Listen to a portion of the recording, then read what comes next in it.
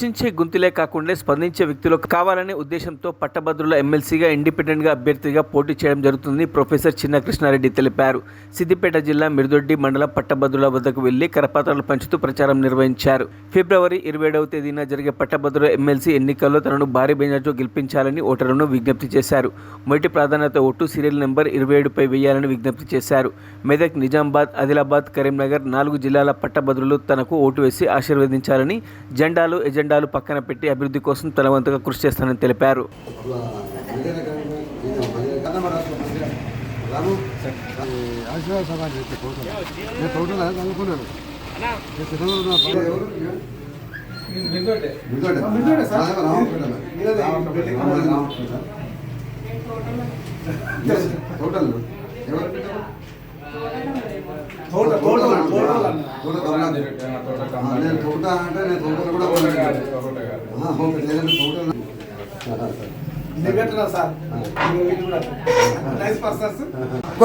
తెలంగాణ ఉద్యమంలో మంచి పాటలు, మంచి రక్తి కట్టించి అన్ని వివిధ ప్రోగ్రాంలు చేసి వీళ్ళన్ని జిల్లాల్లో తిరిగి అందరి మేల్కొల్పారు మిర్దొడ్డి గ్రామం. అదేవిధంగా ఈ మిర్దొడ్డి గ్రామం నన్ను ఇప్పుడు గ్రాడ్యుయేట్ కౌన్సిల్ గెలవడానికి నన్ను చాలా ప్రోత్సహిస్తున్నారు. తెలంగాణ ఎట్లా సాధించిన మిర్దొడ్డి గ్రామం సగం పుట్ట పాటు, ఎందుకంటే తెలంగాణ ప్రజలు బాగా ఎన్లైట్ చేశారు ఈ పాటలతో, ఈ పాటలతో. అదేవిధంగా నన్ను వీళ్ళ వైబ్రేషన్తో నన్ను ముందుంచారు. నన్ను తప్పకుండా గెలుస్తాము. మిర్దొడ్డి భాష కూడా నేను చెప్తున్నా, మిగతా రాష్ట్ర తెలంగాణ ఈ నాలుగు జిల్లాలకు కూడా మనం గెలుస్తున్నాము. అందరికీ బుద్ధి చెప్తాం పొలిటికల్ పార్టీలకే, ఎందుకంటే డబ్బుతో కాదు వ్యవహారం, ఇది ఒక మంచి వ్యక్తి ఉండాలనేది. తప్పకుండా గెలుస్తాము. నాకు మంచి అవకాశం ఇచ్చిన మిర్దొడ్డి మా యువకులకు, మా విద్యావంతులకు నా ధన్యవాదాలు తెలిపారు. నేను ఆ విధంగా ఉస్మాన్ సిటీలో ప్రొఫెసర్ కూడా జరిగింది.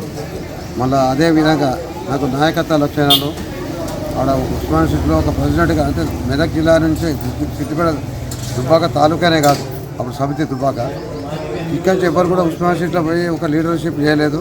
నాకు ఈ పాత రోజుల నుంచి ఇక్కడ లీడర్షిప్ లక్షణాలు వచ్చి అక్కడ ఉస్మాన్ సిటీలో లీడర్ అయ్యాను. తెలంగాణ ఉద్యమంలో పాల్గొన్నాను. మిత్రులతోనే, నా విద్యార్థులతో కూడా వాళ్ళకి ఏ సమస్య వచ్చినా నేను ముందున్నా. ఇప్పుడు ఏ సమస్య అయినా వాళ్ళకి చాలా ముందుండి వాళ్ళకి ఎప్పుడు అందుబాటులో ఉంటాయి. వాళ్ళకి ఏ సమస్య వచ్చినా ఊరికి కూడా వచ్చేది, ఇక్కడికి వచ్చేది, దుబ్బా కూడా వచ్చేది, మా రామకృష్ణ కూడా వచ్చేది. ఈ విధంగా నాకు ప్రస్థానం ఉన్నప్పుడు గ్రాడ్యుయేట్ కాన్స్టిట్యున్సీకి కంటే ముందే మీకు లక్షణాలు ఉన్నాయి సార్, మంచి ఆ పొలిటికల్ లీడర్ వస్తలేరు, మిగతా పార్టీలకు ట్రై చేయండి, మీరు చట్టసభలకు వస్తే బాగుంటుంది, మీకు బాగా అనుభవం ఉన్నది అని చెప్పి నన్ను అనేది. ఎందుకంటే ఉస్మాన్ సిటీలో అంతా లీడర్షిప్ లక్షణం ఉంటుంటే గ్రామీణ స్థాయి నుంచి పోయినా కాబట్టి విద్యార్థుల దగ్గర నుంచి, నా మిత్రుల దగ్గర నుంచి, నా ఫాలోవర్స్ దగ్గర నుంచి అనేది అన్నా. కానీ నాకు ఎందుకో రాజకీయం అంటే ఈ మధ్యనంతా డబ్బులతో వ్యవహారం అయిపోయింది, ఏదో మందబలంతో అయింది. నేను వచ్చి ఏం చేయగలుగుతా అని ఒక ఉండే. ఈసారి ఏంటంటే గ్రాడ్యుయేట్ కాన్స్టిట్యున్సీలో అందరు డబ్బులో వస్తారు సార్, ఇప్పటికైనా దిగండి అని అంటే నా విద్యార్థులందరూ కలిసి, నా మిత్రులందరూ కలిసి తెలంగాణ యువశక్తి అని ఒకటి ప్లాట్ఫామ్ పెట్టారు.